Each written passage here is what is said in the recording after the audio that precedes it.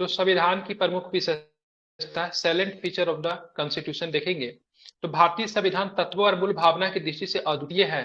ठीक है, हालांकि इनके कई तत्व विश्व के विभिन्न संविधानों से उधार लिए गए हैं। भारतीय संविधान के कई ऐसे तत्व हैं जो उन्हें अन्य देशों के संविधानों से अलग पहचान प्रदान करते हैं। ठीक है, अगर प्रश्न आ जाए, ठीक है, भारतीय संविधान एक अद्वितीय संविधान है इसके, लेकिन भारतीय भारतीय संविधान का 80% भाग, ठीक है, 75 से 80% भाग जो है विदेशी राष्ट्रों से उधार लिए गए, फिर भी भारतीय संविधान एक अद्वितीय संविधान है।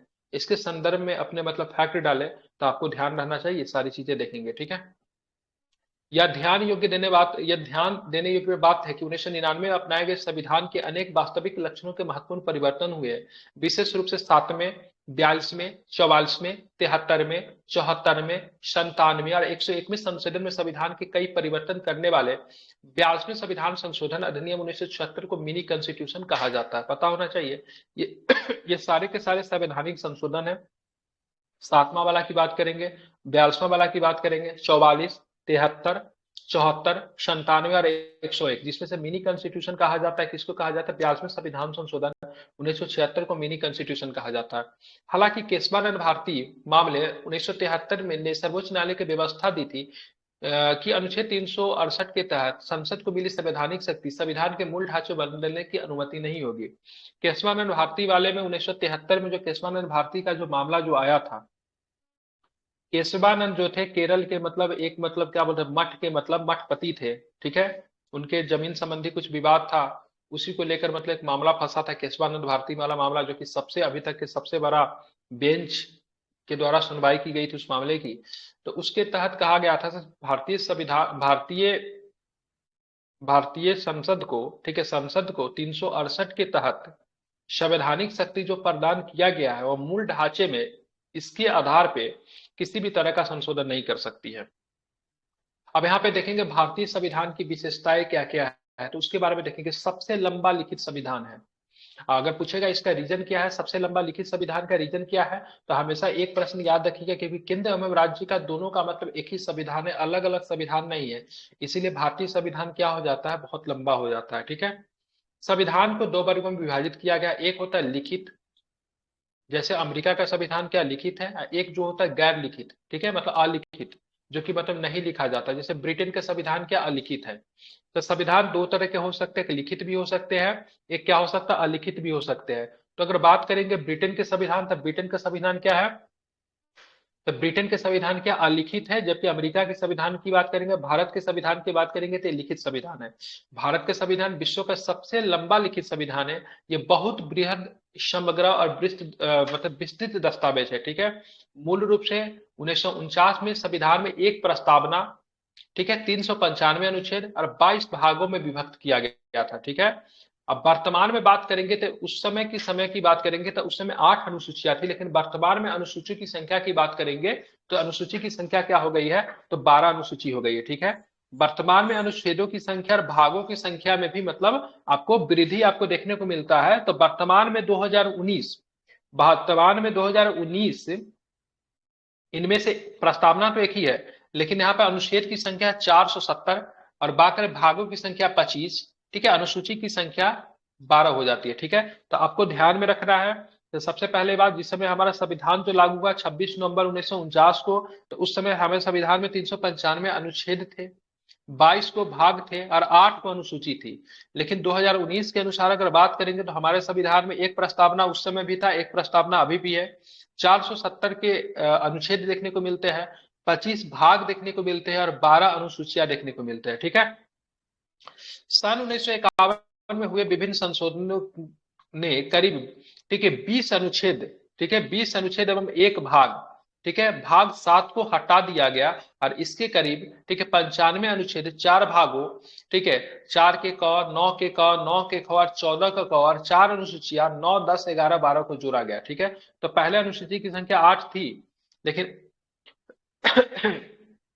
अब जाकर अनुसूची की संख्या कितनी हो गई, तो अनुसूची की संख्या भी कितनी होगी, 12 हो गई है। ठीक है, ध्यान में आपको रखना। विश्व के किसी अन्य संविधान में इतने अनुच्छेद और इतने अनुसूचियां कहीं भी आपको देखने को नहीं मिलती है। ठीक है, तो सबसे पहला संशोधन जो किया गया संविधान में 1951 में हुए विभिन्न संशोधन ने, 1991 से जो विभिन्न संशोधन जो हुआ, सबसे पहले 91 बोला हूँ, 51 में सबसे पहला संशोधन 1951 में होता। उसके बाद जो विभिन्न प्रकार के जो संशोधन हुए हैं, तो उसमें से करीब मतलब 20 अनुच्छेद एवं एक भाग को हटा दिया गया है। तो भाग, कौन सा भाग हट गया है संविधान से, तो भाग 7 जो है अब संविधान में नहीं है। ठीक है, क्या ध्यान में रखेंगे, भाग 7 को संविधान से क्या किया गया है, हटा दिया गया है। ठीक है, और इसमें करीब 95 अनुच्छेद को जोड़ा गया है। ठीक है, 4 भाग को भी जोड़ा गया है। 4 भागों में से 4 के क, 9 के क, 9 के ख, 14 के क और 4 अनुसूचियों को भी जोड़ा गया है। इसमें अनुसूची 9, 10, 11, 12 को जोड़ा गया है। ठीक है, अब विश्व के किसी भी देश में इतने, किसी भी देश के संविधान में इससे अधिक अनुच्छेद या फिर अनुसूचियां आपको देखने को नहीं आपको मिलता है। ठीक है, आप देखेंगे भारत के संविधान को विस्तृत बनाने के पीछे निम्न कारण, 4 कारण है। ठीक है, भारत का संविधान अगर इतना विस्तृत है तो इसके पीछे 4 कारण है। ठीक है, सबसे पहला कारण क्या है, तो सबसे पहले कारण देखेंगे भौगोलिक कारण। ठीक है, भारत का विस्तार और विविधता। ठीक है, उसके बाद देखेंगे ऐतिहासिक, इसके उदाहरण के रूप में भारत शासन अधिनियम 1935 के प्रभाव को देखा जा सकता है। यह अधिनियम बहुत विस्तृत था। अब भारत शासन अधिनियम से बहुत ज्यादा विस्तृत अधिनियम था, इसके बहुत सारे चीजों को हूबहू या फिर थोड़ा बहुत बदलाव करके भारतीय संविधान में शामिल कर लिया गया है। ठीक है, जम्मू कश्मीर को छोड़कर केंद्र और राज्यों के लिए एकल संविधान है। ठीक है, मैंने ये भी बोला भारत का संविधान इसलिए भी लंबा है क्योंकि केंद्र व राज्यों के लिए एकल संविधान है, अलग अलग संविधानों की मतलब व्यवस्था नहीं की गई है। केवल जम्मू कश्मीर राज्य का ही मतलब एक अलग संविधान हुआ करता था। संविधान सभा में कानून विशेषज्ञों का प्रभुत्व था। अब कानून का विशेषज्ञ जो थे उनका मतलब प्रभुत्व बहुत ज्यादा था, तो उन्होंने संविधान के मौलिक सिद्धांत बहुत ही विस्तृत रूप से व्याख्या किया है। ठीक है, मतलब ताकि कभी भी भविष्य में किसी भी तरह का कंफ्यूजन नहीं हो, इसीलिए बहुत अच्छे तरीके से एक्सप्लेन उसको करते गए। इससे भी हमारा संविधान क्या हो गया, बहुत ज्यादा बड़ा हो गया। ठीक है, संविधान में न तो सिर्फ शासन के मौलिक सिद्धांत बल्कि विस्तृत रूप से प्रशासनिक प्रावधान भी विद्यमान है। इसके अतिरिक्त अन्य आधुनिक लोकतंत्रों में जिन मामलों में आम विधानों अथवा, ठीक है, स्थापित राजनीतिक प्रॉपर्टी पे छोड़ दिया गया है, उन्हें भी भारत के संविधान के दस्तावेज में शामिल किया गया। और भी बहुत सारे चीजें जो है जो कि किसी दूसरे देश के संविधान में आपको नहीं देखने को मिलते हैं, जिसके दूसरे देश के संविधान उन पर मौन है, वो भी आपको भारतीय संविधान में आपको देखने को मिलते हैं।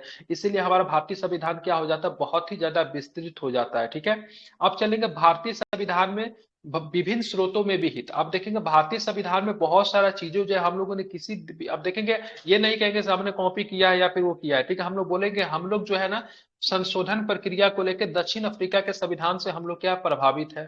ठीक है, या फिर हमने मतलब क्या हम उनसे इंस्पायर है। ठीक है, तो हम उनसे इंस्पायर है तो हमने इंस्पायर होकर हमने उनके चीजों को अपनाया है, मतलब हमने कॉपी नहीं किया है। ठीक है, तो भारत के संविधान में अपने अधिकार में उपबंध विश्व के कई देशों के संविधानों और भारत शासन अधिनियम 1935 के उपबंधों से लिया है। ठीक है, मतलब विश्व के जैसे देखेंगे, ठीक है, हमने क्या किया, विश्व के विभिन्न खान में गए। ठीक है, हम वहां से जो मुझे हीरा जहां जहां से मिला वहां से हम लोगों ने से हीरा को मतलब क्या किया, तलाश लिया। ठीक है, विभिन्न कोयलों के खान में गए, वहां से जहां जहां से हीरा मिला उन्हें हीरा को हमने उठा लिया। मतलब जिस संविधान में जो अच्छी चीजें मिली उसको हम लोगों ने क्या किया, ग्रहण किया। ठीक है, और ज्यादातर हमारे यहाँ जो है 1935 के जो उपबंध जो थे भारत शासन अधिनियम थे, वहीं से सारी चीजों को हम लोगों ने क्या किया है, तो ऑब्जर्व किया है। ठीक है, ध्यान में रहेगा कि भूल जाएंगे,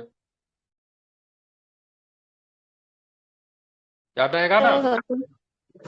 अब आगे चलेंगे तो देखेंगे डॉक्टर अंबेडकर ने गर्व के साथ घोषणा की थी कि भारत के संविधान का निर्माण विश्व के विभिन्न संविधानों को छानने के बाद किया गया है। मतलब विश्व के विभिन्न संविधानों को छानने के बाद मतलब विश्व के विभिन्न संविधान को पढ़ा गया, उनसे जो सबसे अच्छी चीजें जो थी उसको हम लोगों ने क्या किया, हम लोगों ने मतलब क्या किया, ग्रहण कर लिया। ठीक है, संविधान का अधिकांश ढांचागत हिस्सा भारत शासन अधिनियम 1935 से लिया गया है। संविधान का दार्शनिक भाग मौलिक अधिकार और राज्य का नीति निर्देशक तत्व सिद्धांत है। ठीक है, अगर पूछेगा संविधान का कौन सा भाग दार्शनिक भाग है तो आप लोग क्या बताएंगे, तो अब कभी भी पूछेगा संविधान का कौन सा भाग मतलब दार्शनिक भाग है, तो ध्यान में आपको रखिएगा राज्य का नीति निर्देशक तत्व। अब मौलिक अधिकार जो है संविधान का मतलब क्या है, तो दार्शनिक भाग है। ठीक है, ध्यान में आपको रखना है। ठीक है, क्रमशः अमेरिका और आयरलैंड से प्रेरित है, जिससे मौलिक अधिकार अमेरिका से लिया गया है। ठीक है, और बात करेंगे आयरलैंड से क्या लिया गया, तो नीति निर्देशक सिद्धांत जो है आयरलैंड से लिया गया है। ठीक है, भारतीय संविधान के राजनीतिक भाग कैबिनेट सरकार का सिद्धांत और कार्यपालिका और विधायिका के संबंध है। अगर पूछेगा भारतीय संविधान का राजनीतिक भाग क्या है, तो भारतीय संविधान का राजनीतिक भाग कैबिनेट सरकार का सिद्धांत, ठीक है, कार्यपालिका और विधायिका का संबंध जो है, ठीक है, इसको लिया गया है। हम लोगों ने ये सारी चीजें जो देखी जो जाती संसदीय शासन व्यवस्था में देखी जाती है, हम लोगों ने संसदीय शासन व्यवस्था को ब्रिटेन से अपनाया है, इसलिए इनके जो अधिकांश भाग जो है, राजनीतिक भाग जो अधिकांश भाग जो है सिर्फ ब्रिटेन के संविधान से लिया गया है, ठीक है, ध्यान में रखेंगे। संविधान के अन्य प्रावधानों की बात करेंगे तो कनाडा से लिया गया है, ऑस्ट्रेलिया से लिया गया है, जर्मनी से लिया गया है, यूएसएसआर से लिया गया जो कि अब रूस हो चुका है, फ्रांस से लिया गया है, दक्षिण अफ्रीका से लिया गया है, जापान से लिया गया और भी बहुत सारे देशों से लिया गया है, ठीक है। अब चलेंगे आगे, ठीक है। तो भारत के संविधान का सबसे बड़ा प्रभाव और भौतिक सामग्री का स्रोत क्या है, तो भारत शासन अधिनियम 1935 रहा है। संघीय व्यवस्था, न्यायपालिका, राज्यपाल, आपातकालीन अधिकार, ठीक है, आपातकालीन अधिकार, इसमें बहुत लोग क्या करते हैं आपातकालीन अधिकार में, ठीक है, बाइमर गणतंत्र मार देते हैं, जर्मनी से लिया गया नहीं, आपातकाल के समय राष्ट्रपति मौलिक अधिकारों का निलंबन जो करते हैं ना, वो अधिकार लिया गया जर्मनी के बाइमर रिपब्लिक से, ठीक है। लेकिन अगर पूछेगा आपातकालीन अधिकार कहां से लिया गया है, तो ध्यान में रखिएगा वो कहां से लिया गया, तो 1935 के एक्ट से लिया गया है, ठीक है। अगर पूछेगा वित्तीय इमरजेंसी, ठीक है, वित्तीय इमरजेंसी की बात करेंगे कि फिनेंशियल इमरजेंसी की बात करेंगे वो कहां से लिया गया, तो वो भी बाइमर रिपब्लिक से ही लिया गया है, ठीक है, ध्यान में रखेंगे। तो यहाँ पे थोड़ा सा समझने वाला आपातकालीन प्रावधान अगर आपसे पूछेगा ना, ठीक है, आपातकालीन अगर अधिकार पूछेगा, राष्ट्रपति का आपातकालीन अधिकार पूछेगा, आपातकाल कैसे लगाते हैं 1935 के एक्ट में। लोकसभा आयोग और अधिकतर प्रशासनिक वितरण इसी से लिया गया, माइक बंद कीजिए माइक, ठीक है। संविधान के आधे से अधिक प्रावधान या तो 1935 के अधिनियम के समान है या फिर इनसे मिलते जुलते हैं, थोड़ा बहुत बदलाव करके उनको सीधे सीधे भारतीय संविधान में क्या किया गया है, शामिल किया गया है, ठीक है। अब यहाँ पे देखिए तीन में नम्यता और अनम्यता का समन्वय, ठीक है, मतलब कह सकते हैं भारतीय संविधान क्या है, थोड़ा सा मतलब नम्यता है, थोड़ा सा अनम्यता है, मतलब बहुत अधिक तक फ्लेक्सिबल भी है, बहुत अधिक तक रिजिड भी है, ठीक है। मतलब न तो ज्यादा फ्लेक्सिबल है और न तो ज्यादा रिजिड है, मतलब बीच में मतलब समन्वय स्थापित करता है, ठीक है। तो संविधानों को नम्यता और अनम्यता के दृष्टि से भी वर्गीकृत किया जाता है। कठोर या अनम्य संविधान उसे माना जाता है जिसमें संशोधन करने के लिए विशेष प्रक्रिया की आवश्यकता होती है। उदाहरण के लिए अमेरिकी संविधान, ठीक है, उदाहरण के लिए क्या, अमेरिकी संविधान। लचीला या नम्य संविधान वो होता है जिसमें संशोधन प्रक्रिया वही हो जैसे किसी आम कानूनों का निर्माण की, जैसे कि ब्रिटेन का संविधान। अगर पूछेंगे सबसे अधिक रिजिड संविधान कहाँ का है, तो सबसे अधिक रिजिड संविधान यूएसए का है। सबसे अधिक फ्लेक्सिबल संविधान, सबसे अधिक लचीला संविधान कहाँ का है, तो ब्रिटेन का। पूछेंगे दोनों का बीच का हिस्सा कहाँ पे है, तो भारत का संविधान न तो लचीला है न तो मतलब कठोर है, बल्कि ये दोनों का मिला जुला रूप है। अगर भारत का संविधान के संदर्भ में अगर पूछेगा तो क्या बताएंगे, न तो मतलब क्या है लचीला है, नहीं मतलब क्या है, क्या बताएंगे, बिल्कुल कठोर है, दोनों नहीं है, बीच का है, ठीक है।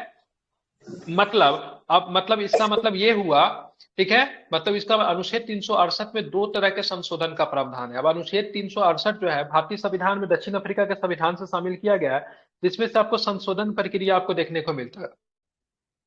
तो इसमें संशोधन हम लोग कैसे कर सकते हैं, देखेंगे कुछ उपबंधों का संसद के विशेष बहुमत से संशोधित किया जाता है, कुछ उपबंधों के संसद के विशेष विशेष बहुमत से संशोधन किया जाता है।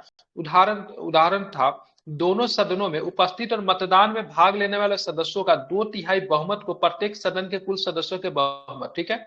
अब यहाँ पे देखेंगे कुछ कुछ उपबंधों के संसद में विशेष बहुमत से संशोधित किया जाता है। अब विशेष बहुमत क्या होता है, दोनों सदनों में उपस्थित और मतदान में भाग लेने वाले सदस्यों का 2/3 बहुमत, ठीक है। मतलब कि से जितना सदस्य उपस्थित है, ठीक है, 2/3 या 2/3 मतलब मतदान में भी पार्टिसिपेट करेगा, और प्रत्येक सदन में कुल सदस्यों का बहुमत, ठीक है। तो देखेंगे सबसे पहले प्रत्येक सदन में कुल सदस्यों का बहुमत क्या हो जाएगा, तो प्रत्येक सदन मान लीजिए कोई सदन में मतलब 100 गो सदस्य है, तो बहुमत के लिए कम से कम 51 होना चाहिए, इतने लोगों की राजामंदी होनी चाहिए किसी भी संशोधन को पारित करने के लिए। उसके बाद मान लीजिए सभा में कितने लोग थे, सभा में 100 लोग थे, तो अब 2/3 सदस्यों को भी राजामंदी होनी चाहिए वोटिंग के लिए। तो 100 का 2/3 करेंगे तो कितना होगा, वही 62-63 के आसपास होगा।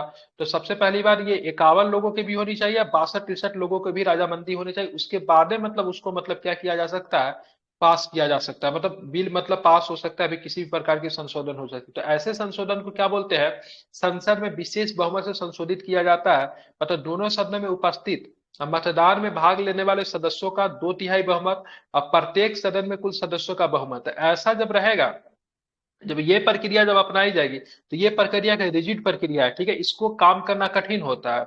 अब यहाँ पे देखिए, मतलब कठिन नहीं होता, मतलब ठीक ठाक होता है, मतलब बहुत ज्यादा कठिन है। इससे भी कठिन क्या होगा, तो इससे भी कठिन क्या होगा, तो कुछ अन्य प्रावधानों को संसद के विशेष बहुमत और कुल राज्यों के आधे से अधिक राज्यों के अनुमोदन से संशोधित किया जाए। ये वाला जो होता है बहुत अधिक, मतलब क्या होता है, कठोर होता है, ठीक है। ये भी बहुत आसान नहीं होता है, लेकिन इसके कंपेरिजन में आसान होता है। ये तो इजी हो गया, ये मतलब क्या हो गया, टफ हो गया, तो इसको फ्लेक्सिबल बोल सकते हैं। क्या बोल सकते हैं, इसको फ्लेक्सिबल बोल सकते हैं, ठीक है।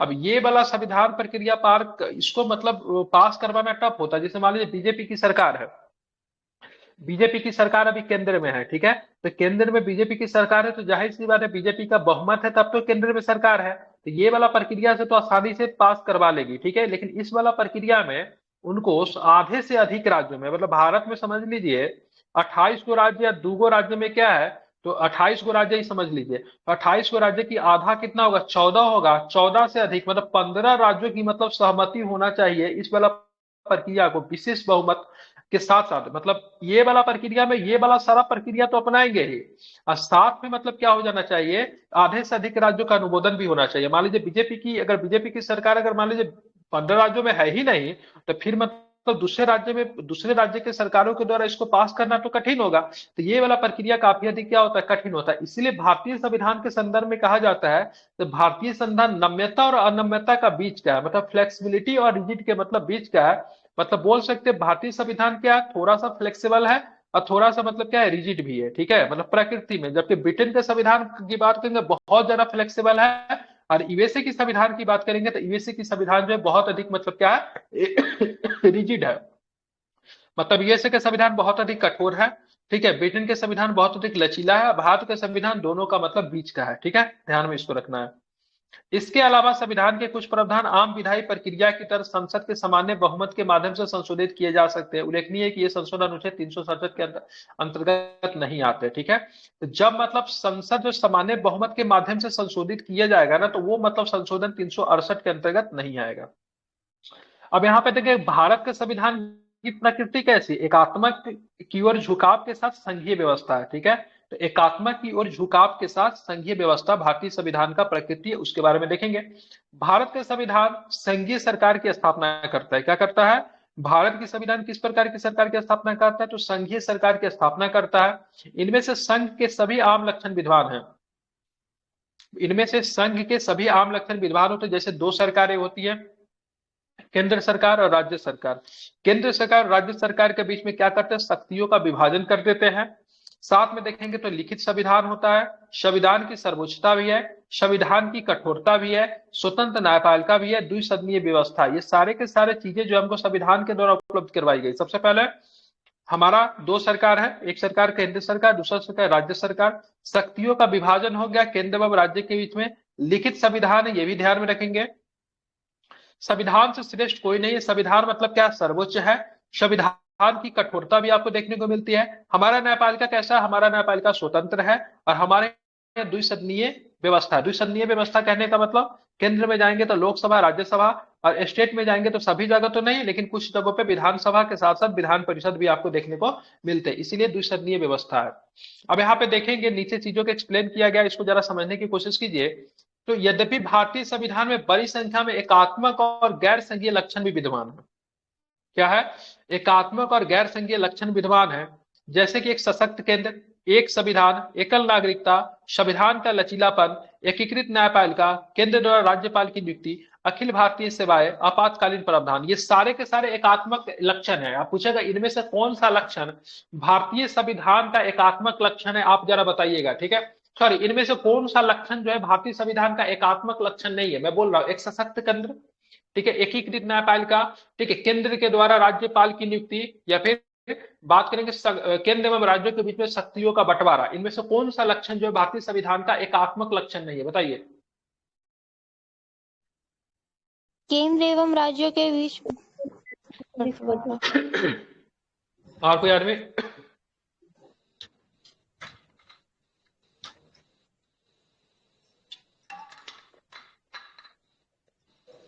और लोग को नहीं पता है क्या? सर ऑप्शन समझ में नहीं आया। मैंने क्या पूछा? मैंने पूछा ये से इनमें से कौन सा लक्षण, ठीक है, भारतीय संविधान का एकात्मक लक्षण नहीं है, ठीक है। पहला ऑप्शन मैंने दिया एक सशक्त केंद्र, दूसरा ऑप्शन दिया एक नागरिकता, तीसरा ऑप्शन दिया, ठीक है, केंद्र द्वारा राज्यपाल की नियुक्ति, या चौथा ऑप्शन मैंने ये दिया कि केंद्र एवं राज्यों के बीच में शक्तियों का बंटवारा। इनमें से कौन सा लक्षण जो है भारतीय संविधान का एकात्मक लक्षण नहीं है? तीसरा वाला केंद्र वाला। बिल्कुल, केंद्र एवं राज्यों के बीच में शक्तियों का बंटवारा जो है, ठीक है, क्या है, ये तो आपका एकात्मक लक्षण नहीं है, ठीक है। बाकी अगर पूछेगा कौन सा एकात्मक लक्षण है, तो देखिए सबसे सबसे पहले एक सशक्त केंद्र है, ठीक है। केंद्र क्या है भारत का, क्या बहुत ज्यादा मतलब क्या सशक्त है। एक संविधान है, राज्यों के लिए अलग संविधान नहीं है। एकल नागरिकता है। अमेरिका में क्या है, अमेरिका में डुअल डुअल सिटीजनशिप पाई जाती है ना, पहले लोग राज्य के नागरिक होते हैं, उसके बाद यूएसए के नागरिक है। संविधान क्या है, लचीलापन। एकीकृत न्यायपालिका, ठीक है, हमारे यहाँ न्यायपालिका क्या है, एकीकृत है। अगर सुप्रीम कोर्ट डिसीजन अगर कोई दे देगा तो राज्य हाई कोर्ट का हिम्मत नहीं से सुप्रीम कोर्ट के डिसीजन को मतलब खंडन कर सकता है, या फिर अगर डिस्ट्रिक्ट कोर्ट के डिसीजन को खंडन स्टेट कर सकता है, मतलब राज्य उच्च क्या बोलते हैं हाई कोर्ट कर सकता है। हाई कोर्ट का मतलब क्या कर सकता है, सुप्रीम कोर्ट कर सकता है, लेकिन ऊपर से जो डिसीजन आ जाएगा उसको नीचे नहीं किया जा सकता है, ठीक है। केंद्र द्वारा राज्यपाल की नियुक्ति। राज्य तो अपने आप में क्या होता है, स्वतंत्र होता है, शक्तियों का विभाजन हो जाता है, लेकिन केंद्र के द्वारा मतलब क्या करते हैं ना, एक तरह का एक बैठा देते हैं, एक तरह का गार्जियन बैठा देते हैं राज्य के ऊपर, जो कि पूरा रिपोर्ट किसको करता है, पूरा रिपोर्ट राष्ट्रपति को देता है। मतलब केंद्र और राज्य के बीच में कड़ी का काम कौन करता है, राज्यपाल करता है। तो राज्यपाल की नियुक्ति, ठीक है, भारतीय संविधान की एकात्मक की ओर झुकाव का, ठीक है, लक्षण है, ठीक है, ध्यान में रखेंगे। आपातकालीन प्रावधान, आपातकालीन प्रावधान लगा देंगे, 356 लगा देते हैं, ठीक है, राज्य की सरकार को बर्खास्त किया जा सकता है, ठीक है। 352 लगेगा, पूरा देश में इमरजेंसी लग जाएगा। तो ये सब एकात्मक लक्षण है, ठीक है। फिर भी संविधान में कहीं भी संघीय शब्द का इस्तेमाल नहीं किया गया है, ठीक है, ध्यान में रखेंगे। संविधान में कहीं भी संघीय शब्द का उल्लेख आपको नहीं देखने को मिलता है, ठीक है। दूसरी ओर अनुच्छेद 1 भारत का उल्लेख राज्यों के संघ के रूप में करता है, ठीक है। अनुच्छेद 1 क्या कहता है, भारत क्या एक राज्यों का संघ है, ठीक है। अनुच्छेद 1 कहता है भारत एक राज्यों का संघ है। इससे दो अभिप्राय है, ठीक है। पहला क्या है, भारतीय संघ राज्यों के बीच किसी समझौते का निष्कर्ष नहीं है। भारतीय संघ जो है किसी राज्यों के बीच में किसी समझौते का मतलब निष्कर्ष नहीं है। मतलब इसका मतलब यही हुआ कि कोई भी राज्य संघ से अलग होने का अधिकार नहीं है। भारत क्या राज्यों का संघ है, ठीक है। हमने किसी भी राज्य के साथ समझौता नहीं किया। हमारा जो राज्य जो है अटूट है, ठीक है, हमारा एक अंग है। हमारा राज्य कभी भी हमसे अलग नहीं हो सकता है। जबकि अमेरिका की बात करेंगे तो अमेरिका का संविधान क्या है, ठीक है, अमेरिका का संविधान राज्यों के द्वारा मतलब एक गठबंधन किया गया है, ठीक है, एक समझौता का परिणाम है। अगर अमेरिकन राज्य चाहे तो वह मतलब सेंट्रल से मतलब क्या हो सकता है, अलग हो सकता है। जबकि हमारा राज्य क्या है, तो हमारा राज्य अटूट है। हमारा कोई भी राज्य हमसे कभी भी अलग नहीं हो सकता है, ठीक है। इसकी वजह से, ठीक है, भारतीय संविधान को निम्नलिखित नाम दिए गए, जैसे एकात्मक की भावना में संघ। क्या है, एकात्मक की भावना में संघ। अर्थ, अर्थ संघ केसी बेरे, ठीक है, अर्थ संघ केसी बेरे ने अर्थ संघ कहा है, ठीक है। उसके बाद बार्गेनिंग फेडरलिज्म, ठीक है, बार्गेनिंग का मतलब बोल जोल करना, ठीक है। बार्गेनिंग फेडरलिज्म किसने बोला, तो मॉरिस जोन्स ने कहा है, ठीक है। कोऑपरेटिव फेडरलिज्म की बात करेंगे तो ग्रेनविल ऑस्टिन ने कहा है, ठीक है। और ये जो था ना उस दिन इसमें गलत दिखा हुआ था, ये ग्रेनविल ऑस्टिन की बात करेंगे तो यूएसए के संविधानविद है, ठीक है। फेडरेशन विद सेंट्रलाइजिंग टेंडेंसी, ठीक है, आइवर जेनिंग्स ने कहा। तो इसमें से दो तीन स्टेटमेंट को आप याद रखिए, लक्ष्मीकांत पढ़ रहे हैं तो दो चार नाम भी याद रखिए ताकि एग्जाम के मेंस वगैरह लिखे तो उसमें चिपका सके। तो federation with A centralising tendency की बात करेंगे तो आइवर जेनिंग्स ने कहा है। ग्रेनविल ऑस्टिन ने क्या कहा भारतीय संविधान के बारे में, तो ऑपरेटिव फेडरलिज्म कहा है, ठीक है। मॉरिस जोन्स ने क्या कहा, इसने मतलब बार्गेनिंग फेडरलिज्म जो था मॉरिस जोन्स ने कहा है। अर्धसंघीय किसने बोला था, केसी आर ने इसको क्या बोला है, केसी वेरे ने क्या बोला, केसी वेयर, ठीक है, अर्धसंघीय कहा है, ठीक है, ध्यान में रखेंगे। अब भारत का संविधान की बात करेंगे तो सही शब्द में बोले एकात्मकता की भावना में संघ है, ठीक है। भारत की संविधान की बात करेंगे तो थोड़ा सा इसकी प्रकृति कैसी है, क्या बोलते हैं, एकात्मकता की ओर झुकाव रखती है, ठीक है। अब आएंगे सरकार का संसदीय स्वरूप को जरा समझते हैं।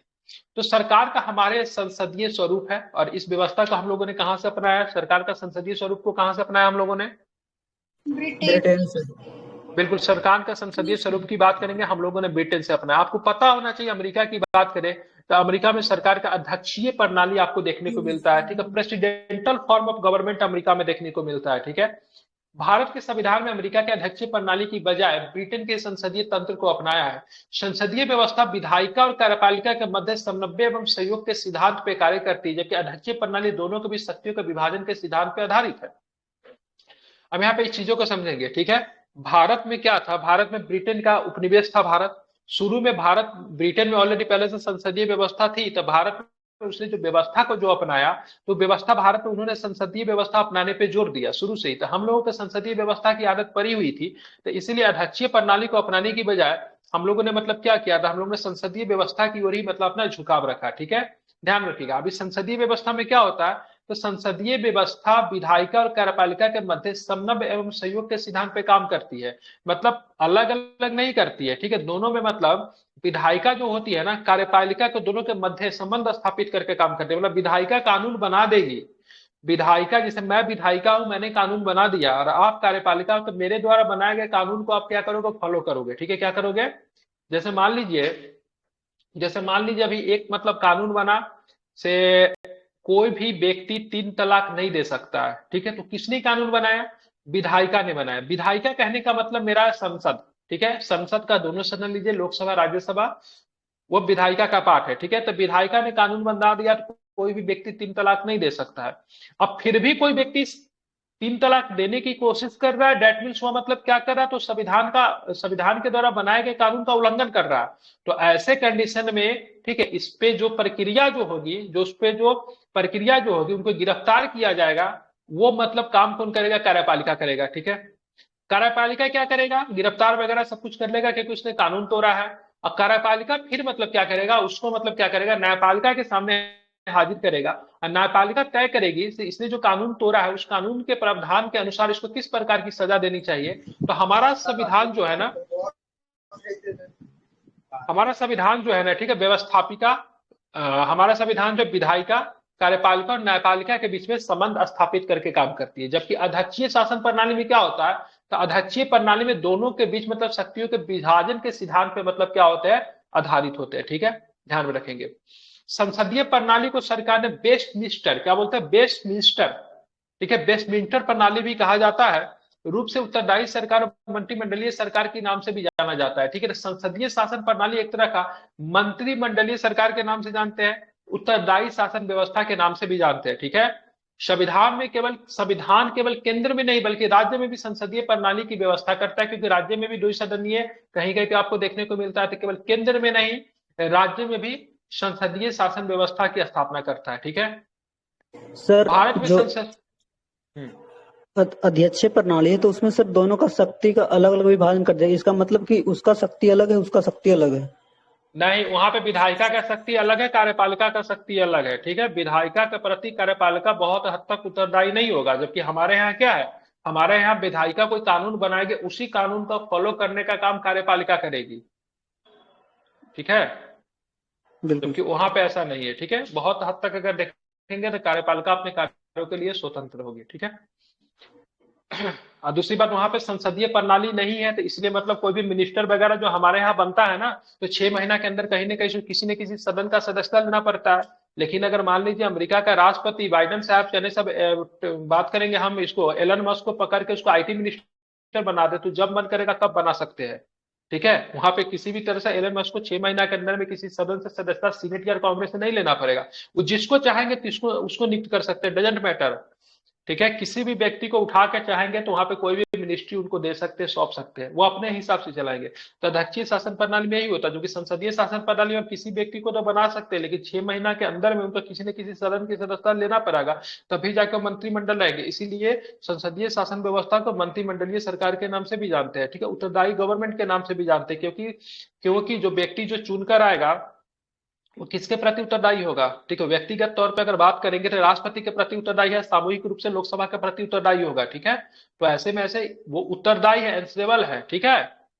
अगर कुछ काम वो करता है एंसेबल है, जबकि अध्यक्षीय शासन प्रणाली में ऐसा नहीं होता। आप यहाँ पे देखेंगे, ठीक है, आप यहाँ पे संसदीय शासन प्रणाली में क्या क्या कार्य होता है, इसकी विशेषता क्या है, उसके बारे में जरा समझने की कोशिश करते हैं। बीच में जहां पे नहीं समझ में आए सभी लोग प्रश्न कर सकते हैं, ठीक है।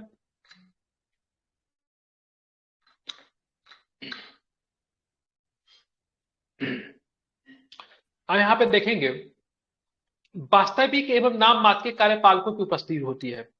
वास्तविक एवं नाम मात्र के कार्यपालकों की उपस्थिति होती है, जैसे कि हमारे राष्ट्रपति। राष्ट्रपति क्या है, कार्यपालिका के प्रधान तो है, लेकिन क्या है, नाम मात्र क्या है। राज्यपाल भी क्या है, नाम मात्र क्या है। बहुमत वाले दल की सत्ता होती है। संसदीय शासन प्रणाली में जो दल बहुमत में आएगा उसी के पास सत्ता होगी, उसी की सरकार बनेगी, उसी के प्रधानमंत्री बनेंगे। विधायिका के समझ कार्यपालिका की संयुक्त जवाबदेही होती है, ठीक है। अगर मान लीजिए कार्यपालिका कुछ गलत कार्य करती है, ठीक है, तो उसके प्रति कौन रिस्पॉन्सिबल होगा, विधायिका रिस्पॉन्सिबल होंगे। अगर मान लीजिए कोई डीएम है, डीएम और द पार्ट ऑफ कार्यपालिका, डिस्ट्रिक्ट मजिस्ट्रेट जो होता है कार्यपालिका का पार्ट होता है, ठीक है, वो कुछ ऐसा काम कर दिया जिससे मतलब समाज का बहुत कुछ मतलब प्रभावित हो रहा है, तो अगला बार, ठीक है, डीएम से कोई पब्लिक नहीं पूछने आएगा, ठीक है, संसद भवन में या फिर राज्य विधानसभा में, ठीक है, जवाब कौन देंगे, सरकार को जवाब देना पड़ेगा विधानसभा में खड़ा होके, ठीक है। तो इसलिए कार्यपालिका के द्वारा किए गए कार्यों के प्रति पूरी तरीके से जिम्मेवार कौन होगा, तो विधायिका होगी। इसीलिए, ठीक है, इसीलिए देखेंगे नेता सब जो क्या होता है, अफसर पे क्या होता है, हावी होता है।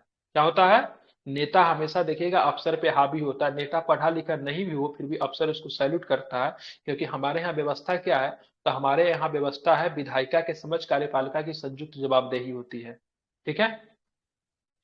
विधायिका में मंत्रियों की सदस्यता होती है। प्रधानमंत्री एवं मुख्यमंत्री का नेतृत्व होता है। राज्य में बात करें मुख्यमंत्री का नेतृत्व, और केंद्र में अगर बात करेंगे तो प्रधानमंत्री का नेतृत्व। निचले सदन का विघटन, लोकसभा और विधानसभा का विघटन हो सकता है, जैसे 5 साल पूरा हो गया तो विघटन होगा, फिर दोबारा चुनाव होगा। जबकि राज्यसभा की बात करेंगे तो राज्यसभा एक क्या होता है, अस्थायी सदन होता है। फिर विधान परिषद क्या होता है, अस्थायी सदन होता है, उसका विघटन नहीं किया जाता है, ठीक है। हालांकि भारतीय संसदीय प्रणाली बड़े पैमाने पर ब्रिटिश संसदीय प्रणाली पर आधारित है, फिर भी दोनों में कुछ मूलभूत अंतर देखने को मिलता है, ठीक है। अब देखेंगे दोनों में मूलभूत अंतर क्या है। भारतीय संसदीय प्रणाली जो है ब्रिटेन से हमने अपनाया है, तो पूरी तरीके से हमारी संसदीय प्रणाली ब्रिटेन की संसदीय प्रणाली की कॉपी नहीं है, थोड़ा बहुत उसमें अंतर देखने को मिलता है। क्या देखने को मिलता है, देखेंगे उदाहरण, ब्रिटिश संसद की तरह भारतीय संसद संप्रभु नहीं है। ब्रिटिश संसद के बारे में कहा जाता है ब्रिटिश संसद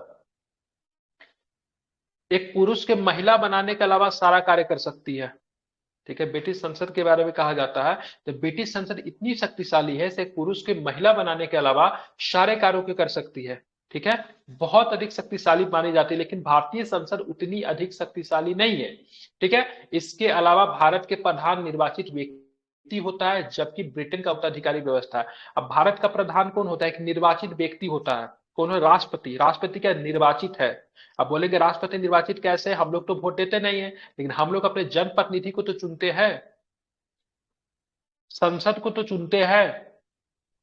बिल्कुल सही राज्यसभा का सदस्य भी तो विधानसभा का सदस्य तो जाते हैं। अब विधानसभा सदस्यों को तो हम लोग वोट तो करते, तो हमारा जो राष्ट्रपति जो होता है, जो हमारे राष्ट्र का प्रधान है, वो अप्रत्यक्ष रूप से हम लोग से निर्वाचित है। जबकि ब्रिटेन की बात करेंगे तो संसदीय शासन व्यवस्था तो है, लेकिन वहां का जो राष्ट्र का जो प्रधान जो होता है निर्वाचित नहीं होता, जबकि वो क्या होता है, उत्तराधिकारी व्यवस्था वहां पे है, ठीक है।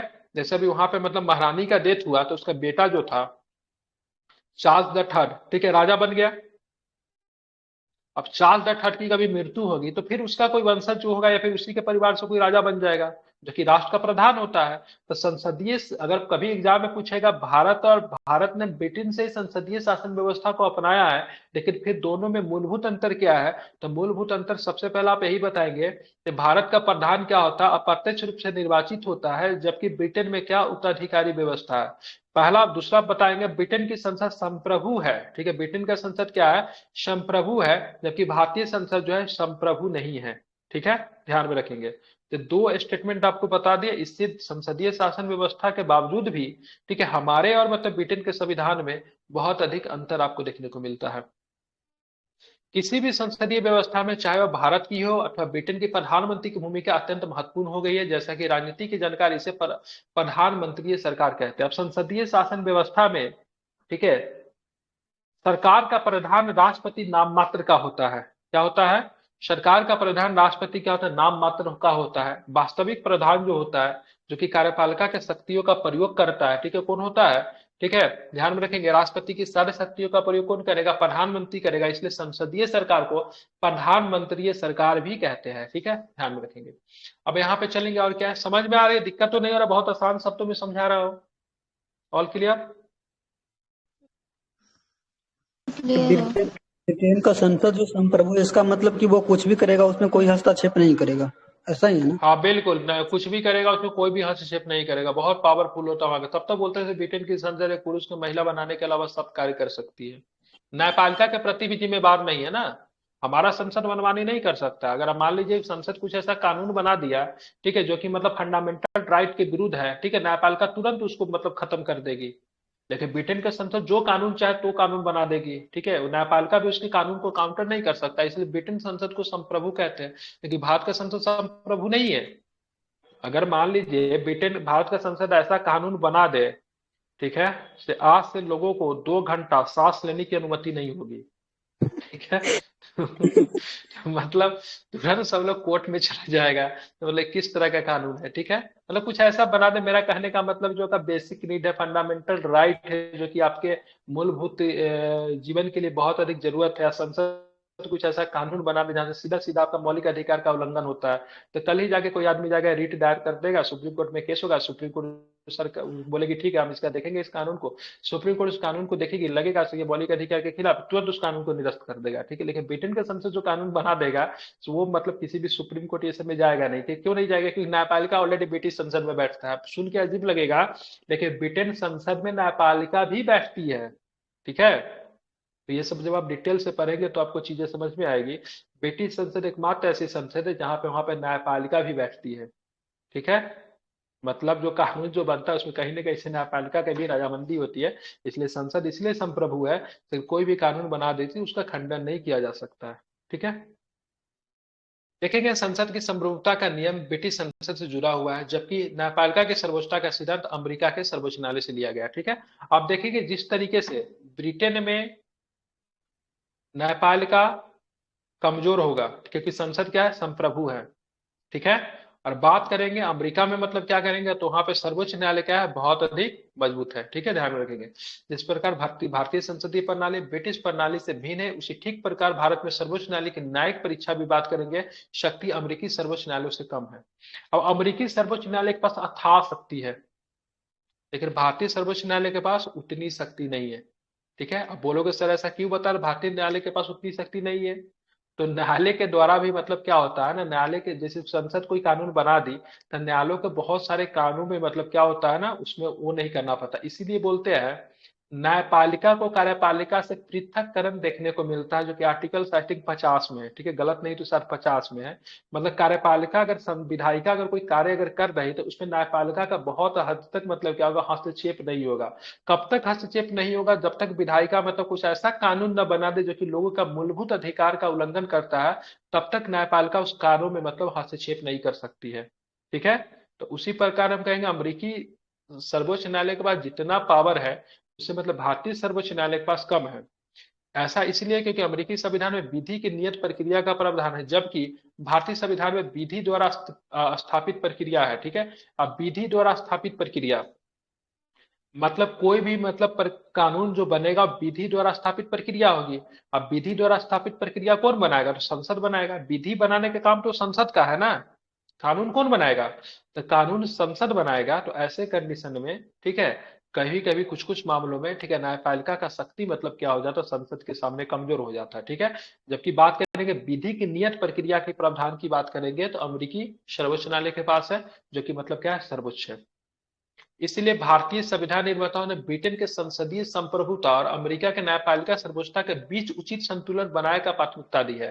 ठीक है, संप्रभु, ठीक है, ब्रिटेन का संसद क्या संप्रभु है, और अमेरिका का जो न्यायपालिका जो सर्वोच्च है, दोनों का बीच का जो मध्यम मार्ग को जो था, सो दोनों का बीच का मध्यम मार्ग को मतलब क्या किया है? भारत ने अपना लिया है। एक और जहां सर्वोच्च न्यायालय अपनी न्यायिक समीक्षा की शक्तियों के तहत संसदीय कानूनों को असंवैधानिक घोषित कर सकता है। समझिएगा इस लाइन को। सर्वोच्च न्यायालय के पास न्यायिक समीक्षा की शक्तियां है। किस आर्टिकल्स में है न्यायिक समीक्षा? 143 याद नहीं, 137 के 143 में देखना पड़ेगा, ठीक है। तो दूसरी ओर वही संसद अपनी संवैधानिक शक्तियों के बल पे संविधान के बड़े भाग में संशोधित कर सकती है, ठीक है। तो एक तरह से न्यायपालिका के पास भी पावर है जो कि संसद के ऊपर वर्चस्व स्थापित कर पाएगा वो, और संसद के पास भी पावर है जो कि अपने संवैधानिक संशोधन का प्रयोग करके संविधान के बड़े भाग में मतलब क्या कर सकती है, संशोधन कर सकती है, ठीक है। ध्यान में रखेंगे। उसके बाद बात करेंगे भारत का न्यायपालिका क्या है, एकीकृत एवं स्वतंत्र है। भारतीय संविधान एक ऐसी न्यायपालिका की स्थापना करना चाहता है जो अपने आप में एकीकृत होने के साथ साथ स्वतंत्र हो। भारत की न्याय व्यवस्था में सर्वोच्च न्यायालय के शीर्ष पे है, जिसके नीचे राज्य स्तर पे उच्च न्यायालय, और राज्यों में उच्च न्यायालय के नीचे क्रमवार अधीनस्थ न्यायालय होते हैं, जैसे जिला न्यायालय तथा अन्य निचली अदालतें। न्यायालय का एकल तंत्र केंद्रीय कानूनों के साथ साथ राज्य कानून को भी लागू करता है। हालांकि अमेरिका में संघीय कानूनों को संघीय कार्य न्यायपालिका और राज्य कानून को राज्य न्यायपालिका लागू करती है। आप बोलोगे सर वहां पे अलग अलग क्यों हो गया, क्योंकि आपको पता होना चाहिए अमेरिका में पहले क्या है, मतलब डुअल सिटीजनशिप पाया जाता है, राज्य के लिए अलग है और केंद्र की अलग अलग है, ठीक है। तो केंद्र के लिए मतलब वहां पे संघीय न्यायपालिका होगा, ठीक है, और राज्य के लिए मतलब राज्य कानूनों के लिए वहां पे क्या होगा, राज्य न्यायपालिका होगा। लेकिन भारत में क्या है, तो भारत में देखेंगे न्यायपालिका क्या है, एकल तंत्र है। न्यायपालिका क्या है, एकल तंत्र है, क्योंकि न्यायपालिका जो कानून जो बना देगी वो मतलब केंद्र और राज्य दोनों पे लागू होगा। ऐसा नहीं कि न्यायपालिका को सुप्रीम कोर्ट कानून बनाती है, नहीं नहीं नहीं, ये केवल केंद्र के चीजों पे लागू होगा, राज्य के चीजों पे लागू नहीं होगा, ठीक है। दोनों पे लागू होगा, क्योंकि हमारे यहाँ न्यायपालिका कैसी है, तो हमारे यहाँ न्यायपालिका एकल न्यायपालिका है, ठीक है। जबकि बात करेंगे अमेरिका में देखेंगे तो क्या है, तो अमेरिका में क्या होगा, तो संघीय न्यायपालिका और राज्य कानून मतलब संघीय कानूनों के लिए संघीय न्यायपालिका है, राज्य कानूनों के लिए राज्य का न्यायपालिका है। सर्वोच्च न्यायालय संघीय अदालत है और शीर्ष न्यायालय है, जो नागरिकों के मौलिक अधिकारों की रक्षा की गारंटी देता है और संविधान का रक्षक भी है, संविधान का संरक्षक भी है। और संविधान का अंतिम व्याख्या करने वाला भी सर्वोच्च न्यायालय ही है, ठीक है। मतलब संविधान का कहीं भी कोई चीज अगर वो क्या बोलते हैं उसको, जो नहीं समझ में आ रहा है, ठीक है, तो उसके लिए जो अंतिम जो व्याख्या जो करेगा, तो अंतिम व्याख्या कौन करेगा, तो आपका सर्वोच्च न्यायालय ही अंतिम व्याख्या करेगा, ठीक है। तो इसको जरा आपको क्या करना है, ध्यान में रख लेना है। अंतिम व्याख्या कौन करेगा, तो अंतिम व्याख्या आपको सर्वोच्च न्यायालय ही करेगा, ठीक है। इंपॉर्टेंट है, इसको आपको ध्यान में रखिएगा। अब चलते हैं आगे, तो आगे क्या है उसको भी जरा समझते हैं। इसलिए संविधान में इसकी स्वतंत्रता के कई प्रावधान किए गए, जैसे न्यायाधीशों के कार्यालय की सुरक्षा, न्यायाधीशों के लिए निर्धारित सेवा शर्तें, भारत की संचित निधि से सर्वोच्च न्यायालय के सभी खर्चों का वहन। यह भी प्रश्न पूछता है, सर्वोच्च न्यायालय के न्यायाधीशों का सैलरी कहाँ से दिया जाता है, तो सैलरी इनको दिया जाता है भारत के संचित निधि से दिया जाता है। विधायिका में न्यायाधीशों के कामकाज पे चर्चा पे रोक, ठीक है, ध्यान में रखें, विधायिका में न्यायाधीशों के कामकाज की चर्चा पे रोक, ठीक है। सेनावृत्त के बाद, ठीक है, अदालत में कामकाज पे रोक, अवमानना के लिए दंड देने की शक्ति, ठीक है, न्यायपालिका के कार्यपालिका को अलग रखने की शक्ति, ये सारा पावर जो है न्यायपालिका को दिया गया है। क्या क्या दिया गया है, तो सबसे पहले न्यायपालिका का काम क्या है, बहुत अधिक मतलब वो वाला है, ठीक है। इसलिए न्यायाधीशों की कार्यकाल की सुरक्षा, मतलब न्यायपालिका जिस कार्यकाल में रहेंगे तो उनको सुरक्षा प्रदान किया जाएगा। न्यायाधीशों के लिए सेवा मतलब शर्तें निर्धारित कर दी गई है। भारत की संचित निधि से सर्वोच्च न्यायालय के सभी खर्चों का वहन किया जाता है। विधायिका में न्यायाधीशों के कामकाज की चर्चा पे रोक, ठीक है, और न्यायाधीश क्या काम कर रहा है, ठीक है, उसके ऊपर हम संसद में डिबेट नहीं कर सकते हैं, ठीक है। और न्यायपालिका की नियुक्ति कैसी होगी, इसकी एक विशेष प्रकार की, ठीक है, इसकी विशेष प्रकार की पद्धति भी अपनाई जाती है, जिसको बोलते हैं कॉलेजियम पद्धति। ऐश्वर कॉलेजियम पद्धति से आपका बीपीएससी प्रश्न पूछा है, ठीक है, बहुत लंबा प्रश्न पूछा था, ठीक है। उसके बाद बात करेंगे विधायिका में, हाँ उसके बाद हो गया। अब मानना के लिए दंड, आप जाके आप सुप्रीम कोर्ट के जज के नाम लिखे फेसबुक पे आप गाली दे दीजिए, ठीक है, तो कल ही आपको मतलब जेल हो जाएगा। लेकिन प्रधानमंत्री के नाम लिखकर गाली देंगे तो हो सकता है आपको कुछ हो भी नहीं, ठीक है, क्योंकि आपको राइट टू स्पीच है। लेकिन मतलब ऐसा गाली नहीं, में तो कुछ निंदा कर सकते हैं प्रधानमंत्री का, तो आपको जेल नहीं होगा। लेकिन आप न्यायालय का अगर निंदा करते हैं तो आपको जेल हो जाएगी, क्योंकि अवमानना के लिए दंड देने का शक्ति न्यायालय के पास है, ठीक है। और कार्यपालिका से न्यायपालिका को अलग रखना है, ठीक है, कार्यपालिका से न्यायपालिका को अलग कर रखना है, इसके लिए आर्टिकल आई थिंक 50 है, ठीक है। तो ये भी आपको देखने, तो ये सारी शक्तियां जो है, ठीक है, एकीकृत एवं स्वतंत्र न्यायपालिका के अंतर्गत आता है, ठीक है। अब आते राहुल हैं गांधी मौलिक को अधिकार। रिजेक्ट किया गया। हाँ, राहुल गांधी को तो वो तो दूसरा चीज था ना, डिफेमेशन के लिए मिला था। अभी हाल फिलहाल में एक वकील है, क्या नाम है उसका, भूल रहा हूँ, सुप्रीम कोर्ट के जज जो थे, एक मोटरसाइकिल पे सवार होकर कहीं जा रहे थे। मतलब मोटरसाइकिल जो था काफी भारी भरकम, 5-6 लाख का कोई मोटरसाइकिल था, उस पे मतलब उन्होंने बैठ के फोटो वगैरह खिंचवाया था, तो किसी ने कमेंट उमेंट करके अवमानना किया था, तो उनको मतलब सजा दिए थे, बाद में जाके बचाव किया गया, तो सर 1 रुपया का फाइन फिर भी मतलब लगा था। ठीक है, मतलब न्यायालय की अब अवमानना नहीं कर सकते, सिंपल शब्दों में बोले तो। ठीक है, अब यहाँ पे ये नहीं कह सकते मैं फ्रीडम ऑफ स्पीच है। मौलिक अधिकार की बात करेंगे तो संविधान के तीसरे भाग में 6 प्रकार के मौलिक अधिकारों का वर्णन किया गया, जो कि मतलब बात करेंगे पहले कितने प्रकार का, तो 7 प्रकार का था। समता का अधिकार 14 से 18, स्वतंत्रता का अधिकार 19 से 22, शोषण के विरुद्ध 23-24, धर्म और स्वतंत्रता का अधिकार 25 से 28, धार्मिक सांस्कृतिक एवं शिक्षा का अधिकार 29-30 है, संवैधानिक उपचार 32 में है। ठीक है, ध्यान में रखेंगे। अब देखेंगे मौलिक अधिकार का उद्देश्य क्या है। मौलिक अधिकार हमें संविधान के द्वारा हमें क्यों दिया गया, यहीं पे इसको खत्म करके एंड करेंगे। ठीक है, मौलिक अधिकार का वस्तुतः राजनीतिक लोकतंत्र भावना को प्रोत्साहन देना है। यह कार्यपालिका और विधायिका के मनमाने कानून प्रति के निरोधक की तरह काम करते हैं। उल्लंघन की स्थिति में इसे न्यायालय के माध्यम से लागू किया जा सकता है। ठीक है, जिस व्यक्ति के मौलिक अधिकार का हनन हुआ वो सीधे सर्वोच्च न्यायालय के सदन में मतलब क्या कर सकता है, जा सकता है। जो अधिकारों की रक्षा के लिए बंदी प्रत्यक्षीकरण, 5 प्रकार के रिट जारी होता है, परमादेश, प्रतिषेध, अधिकार परीक्षा एवं उत्प्रेरण जैसे अभिलेख या मतलब रिट जारी करते हैं। ठीक है, ये अधिकार सुप्रीम कोर्ट के पास और हाई कोर्ट दोनों के पास होता है। हालांकि मौलिक अधिकारों के कुछ सीमाओं के दायरे में आते हैं, लेकिन ये अपरिवर्तनीय भी नहीं है। ठीक है, संसद इन्हें संविधान संशोधन के अधिनियम के माध्यम से समाप्त कर सकती है। अब मौलिक अधिकार में संशोधन करने का अधिकार जो है किसके पास है, तो संसद के पास है। ठीक है, ध्यान में रखेंगे। लेकिन ठीक है, ये अपरिवर्तनीय भी नहीं, ऐसा नहीं इसको परिवर्तन नहीं कर सकते हैं, इसमें परिवर्तन किया जा सकता है। ये अधिकार किसके पास है, संसद के पास है। ठीक है, इसमें परिवर्तन भी कर सकती है और इसमें कटौती भी कर सकती है। ठीक है, लेकिन 2 तरह के मौलिक अधिकार है, इसमें किसी भी प्रकार का न तो कटौती हो सकता है, ना कि मतलब संसद हो सकता है। ऐसे मतलब जैसे 20 और 21, 20 और 21 के द्वारा जो प्रदत्त अधिकार को छोड़कर राष्ट्रीय आपातकाल के दौरान इन्हें स्थगित किया जा सकता है। ठीक है, तो राष्ट्रीय आपातकाल के दौरान सारे मौलिक अधिकारों का स्थगन हो जाता है, केवल 20 और 21 का प्राण एवं दैहिक स्वतंत्रता का स्थगन नहीं होता। 20 और 21 के छोड़ के सारे मौलिक अधिकारों का राष्ट्रीय आपातकाल के द्वारा क्या हो जाता है, स्थगन हो जाता है। ठीक है, ध्यान में रखेंगे। उसके बाद बात करते हैं राज्य के नीति निर्धारक। कल हम लोग यहाँ से कंटिन्यू करेंगे, स्क्रीनशॉट ले लीजिए, यहाँ तक हो गया है। यहाँ से हम लोग कल इसको कंटिन्यू करने वाले हैं। ठीक है, सभी लोग कल भी समय पे आ जाइएगा।